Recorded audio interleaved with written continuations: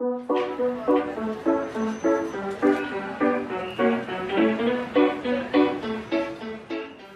everybody, hello, it's Jaden from Line of Sight, and this is my Wartable walkthrough, I guess you could say.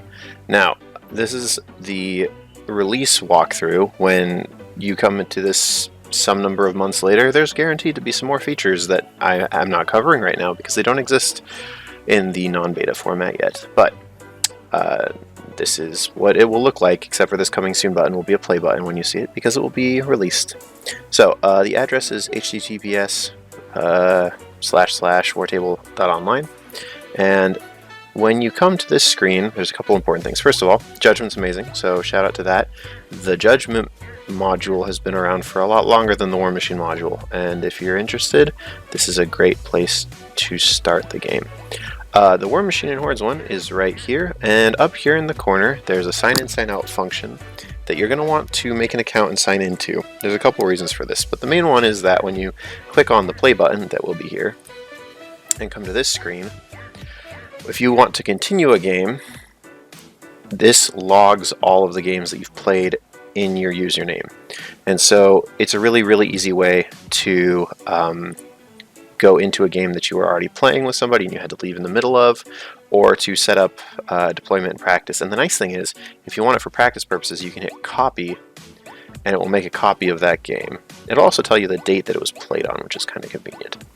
Anyway, so assuming that you aren't continuing a game, because then you already know how to use this function, there's join game, which you get a link to do, and there's start a new game, which is what we're going to start with. And that takes you into this screen right here.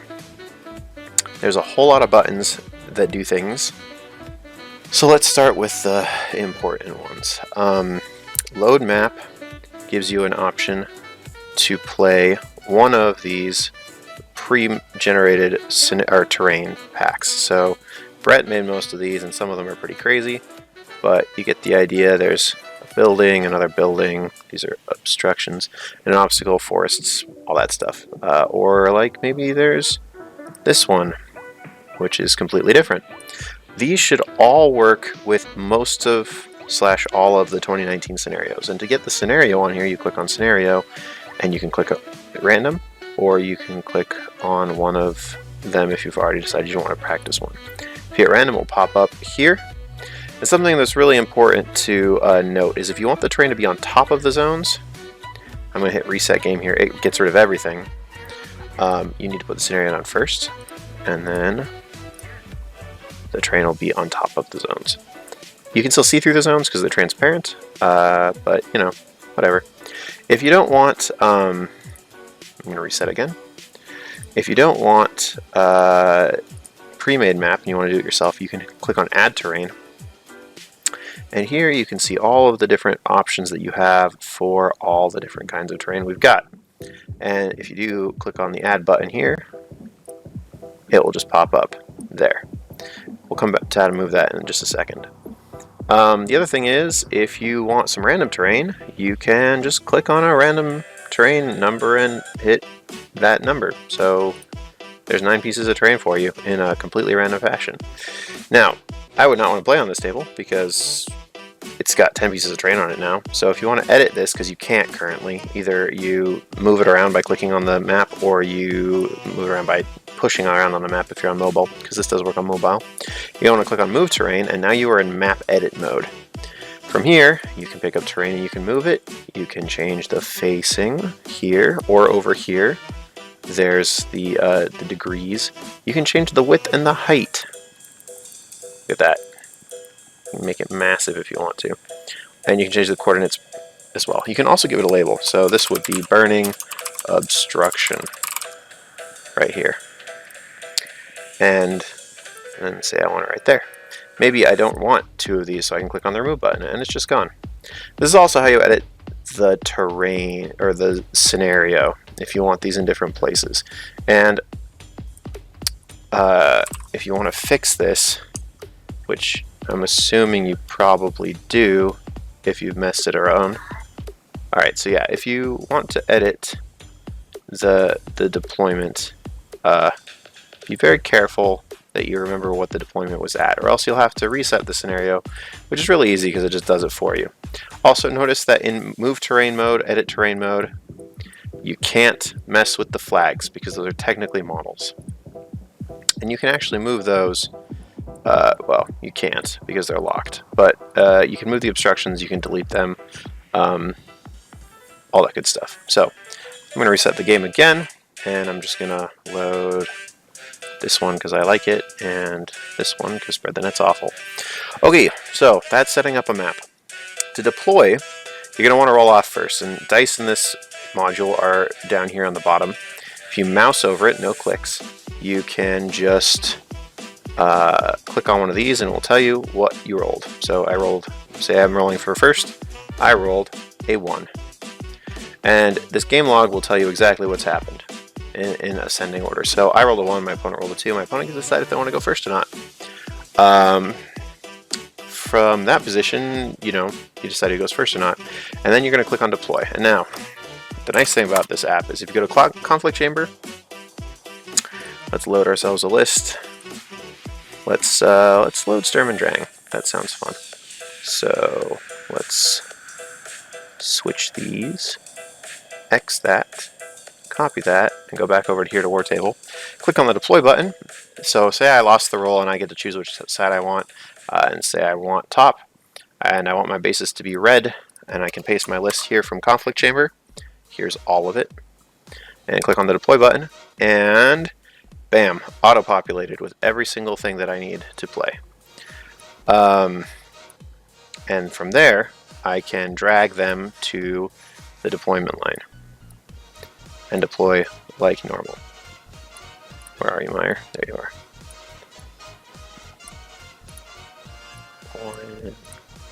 So, once your things are deployed, there's Dahlia, there's Brun, sorry, this is just going to take a second here.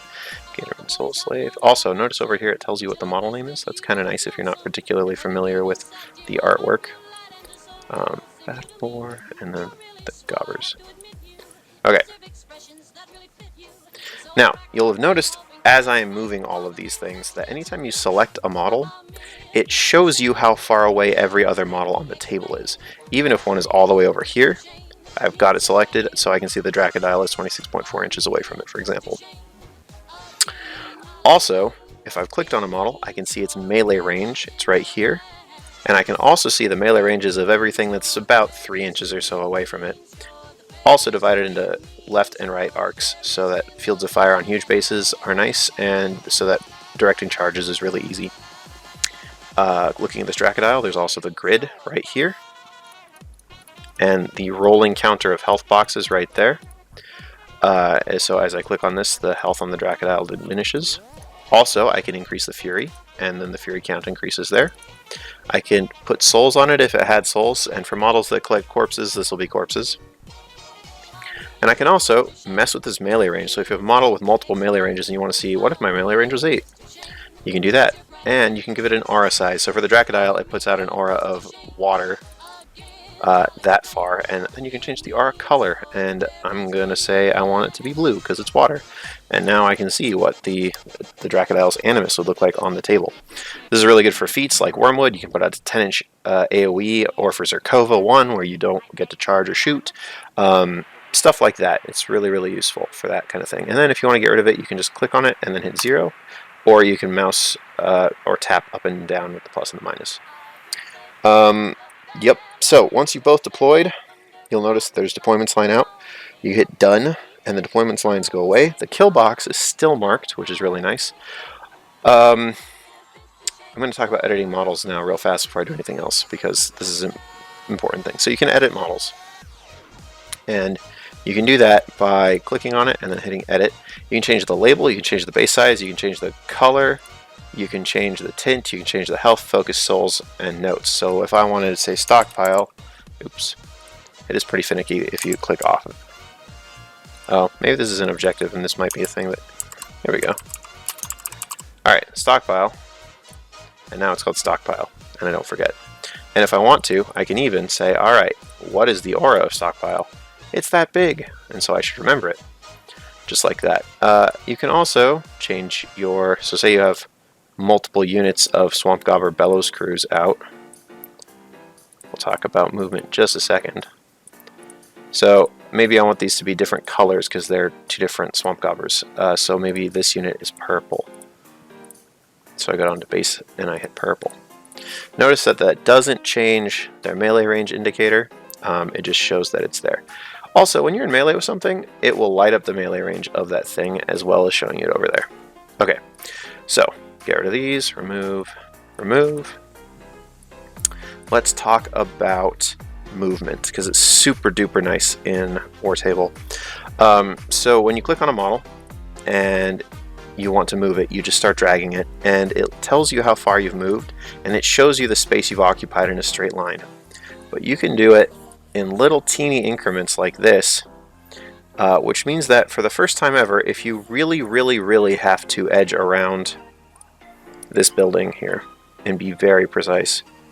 So I want to get to there, and then I want to get to there, and I can zoom in using the mouse wheel or the zoom in button down here. And I'm just making sure that I'm never crossing the edge of that building. Alright, and now I'm home free. So I can go this far because Scareth is speed 6. Now, you can use this to proxy out your own movement or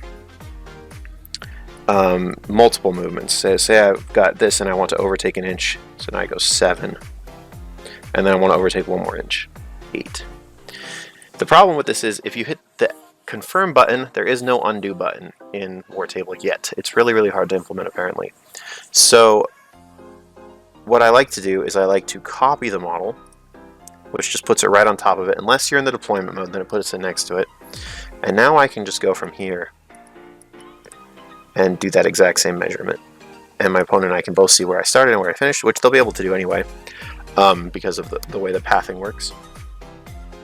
And I can hit check now, and then I can just delete the old one, or I can remove it. Now, for important models that have lots of health, Wartable will double check that you mean to remove it by asking you, and the answer is yes, I want to get rid of that one. But it's really excellent for moving really seamlessly. The other thing that this is great for is if I want to determine if I have line of sight to something, what I like to do is I like to just drag this over here like this, and it can be its own line of sight checker. So on this line right here is what I have line of sight to over here, and I obviously, Scareth can't see Lug, one of those two, the bear. Which one is it? It's Lug. So then I can just hit the X and go back to where I was. But again, be careful because there's no undo button. So it makes it really difficult to go back to where you were unless you were very precise. Also notice that if I was here now, I can zoom in and I'm like, oh yes, I can clearly see you from this position. So that's how I like to measure line of sight in Wartable. When you add Fury to things, there's 2 ways to do it. You can do it right here, or if you go down to the allocate button, you can pull up the menu of everything that you can get Fury or Focus or Essence on the table. This is really useful for reaving things. Like for example, say all of these models had Fury on them, and that had Fury and he had less and there. Now I don't have to go all the way over the table and be like, alright, -1 from this, -1 from this, -1 from that. I can say, alright, oops, I'm going to pull 1 here, plus 1 here, plus 2 here, plus, and then I'm going to cut for 1, so do that. And then you can just go down the rest of the line until you're done and hit close. This will change them in real time on the table as well, so your opponent can see exactly what's going on. And it's really convenient for that. It's really convenient for allocating to Warjacks. Adding models. This opens a new screen up, and it theoretically has every single color or every single model in the game. There might be a couple that we're missing. If you find those, I'll talk about how to submit that feedback in just a second. It defaults to making the model in the same base color as the one that you selected at the beginning of the game, which is really useful for things like if I'm playing Infernals and I want to summon another Desolator, and I was already playing with red base sizes, I summoned a Desolator. Now, I just clicked on the Desolator, and it didn't say OK or anything, but it did make one, and it makes it in the center of the map. So you can see right here on the actual center of the map, there is now a Desolator. I don't really want that Desolator to be there, so I'm going to take it away. So that's how adding models work. Widgets. There's a bunch of them. There's a ruler. I don't know why you'd ever use this, to be honest, but it's here. You can also use it to check line of sight, but it's more finicky than the other method that I just described. And when you can click on a model and say, oh look, I'm 5.9 inches away from you, the ruler kind of, I don't know, some people might like it. I'm personally not a fan and I will never use it, so I'm going to remove it. There's also the counter button, which is really useful for, like, say, if you want another turn counter, which, by the way, there's a turn counter and scenario or control point counters right here. So maybe say you want turn 1 and then another turn 1. And you can change the label. So this is maybe player 2 turn, something like that. And you can mess with the color. So that's that. Widgets. Spray templates. This works exactly like a spray template. It anchors on the bottom point, and then you can place it wherever you want. So like say it was right there, and now you're just going to scoot it over a little bit. Although, Scareth would really be the one shooting this one, so maybe he's there. Because I've determined that I can draw line of sight to Brun now, or Lug. And then again, I can just take it away. There is a wall template. It's 3/4 of an inch by 4, exactly like it's supposed to be. And those will, the wall template might be getting art for, like, specifically rock wall and wall of fire at some point. And then rings. So if I click on a model and I select add a ring, it will put it on the model. If I don't, it will put it in the center of the table. So it just depends on what you want. So you can make your cloud wall super easy. You can also determine, like, if I hit this thing with an AoE weapon, what's going to get caught under the AoE. And then they are always underneath models, which is brilliant because then you don't have to worry about them being on top ever. And you can then just very simply remove it. And there's one for 3, 4, and 5. 5-inch rings are massive, as they usually are. Yep, those are all the widgets. Rolling. You can roll here, although I don't know why you would, because you can also get to that by clicking on this and go to there. 1, 2, 3, 4 is most of the dice that you're ever going to need in War Machine, and it's pretty easy if you're communicating with your opponent, because you can also track it on the log. So 2 + 1 is 3, that probably missed. So next attack, 4 also probably missed, but 10 probably hit. And so now I'm going to do 7 to the 4, and you can look back through the log and recall that from there. If you want to make game notes, you can totally do that. They're only viewable in this screen. This is maybe useful for people that want to do battle reports through this. Yep, you can take screenshots of this just like you would any other system, and since you can also use it on mobile, you can take screenshots with your tablet or your phone. I've talked about allocate. Zoom in, zooms in a little bit, and I'm not entirely certain what it zooms in on, but it zooms in on something. Zoom out, zooms out. You can use your scroll wheel to zoom in on your cursor and out on your cursor. And if you're on mobile, you can pinch to do zoom or de-pinch, squeeze to unzoom. Reset game gets rid of everything. I don't recommend using this. Unless you're just like table flipping at the end or something. I don't know. Feedback and bugs takes you to a feedback form, which gives you an opportunity to do all kinds of things. So you enter your email address, you can click on War Machine or Judgment, bug report, blah, blah, blah, blah, blah. If you submit ideas and suggestions, please be aware that there's a huge list that we're already working on. We've probably already accounted for it, but please do report any bugs you find, and if you've got suggestions or ideas, those are also good here. There will also be, a channel for this in the Line of Sight Discord for Wartable specifically, if you don't want to be giving out your email address. And the link to that will be in the description of this video and also in the article that Brett is writing. And then this bottom one here is support Wartable, and I highly, highly recommend that you support Wartable. Lars has done so much work, like absolutely bonkers amount of work. This app basically didn't exist about 10 days ago, and so while Brett and I and Andrew and et al. Have been doing a lot of bug testing and all kinds of other things, Lars is the one who's been putting in all of the legwork of data into, like, he's the one that's done all the code. So please give him support, and please note this is not tied to Line of Sight at all as far as the Patreon goes. So, you know, come over here, give him some love, help him be motivated to make this even better than it currently is. So yeah, that's Wartable. I think it's absolutely phenomenal. I hope you guys enjoy it, and this is just the beginning. It's only going to get better from here. So thank you very much for watching. I think did I forget anything important? Oh, editing models we talked about, but you can do it with any model. And the other thing, oh yes, I did forget one thing. The other thing you can do, so say you've got another unit and you want them to have a different, obviously different, but you don't want the base sizes to be different. You can go and you can change the tint, and if you look at it here, it's gone from being clear background to blue background. That's a really useful feature. It keeps your army super cohesive, and at some point here it might be rolling out to just do that automatically between multiple units, but I don't think it does yet. Oh, I did forget important things. Okay, yay, I'm glad I did this. The first model in a unit naturally deploys with the leader token and the #1 token. Every copy you make of it after that in your deployment mode, let's go deploy, cancel deployment lines. So, let's remove this guy.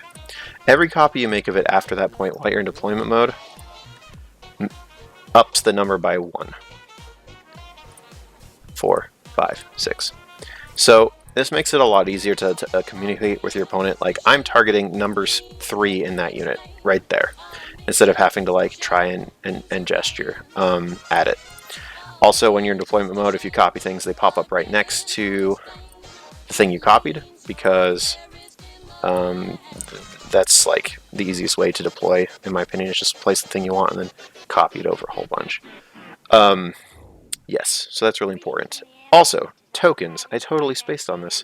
You're going to have auto tokens here: corrosion, disruption, fire, knockdown, stationary, vengeance, ability triggered, and then you can also add a custom token. Like, say I want the spell, oh look at all these judgment things. Say I want the spell polarity, I wouldn't put those on covers. I can't make myself do that. Add token, and I like to make it the same color as the person who put it on there, so polarity shield. Add. Now if you look on the model, there's a token there that says there's something on it, and if you click on it, you can also see it down here at the bottom, and it's also easy to get rid of. Okay, I'm fairly certain that's everything at this point. I hope you guys enjoy this. I'm very excited to have it out there, share it with you, and let us know what you think. Join our Discord so you can be part of the feedback process, and yeah, happy gaming. Talk to you later.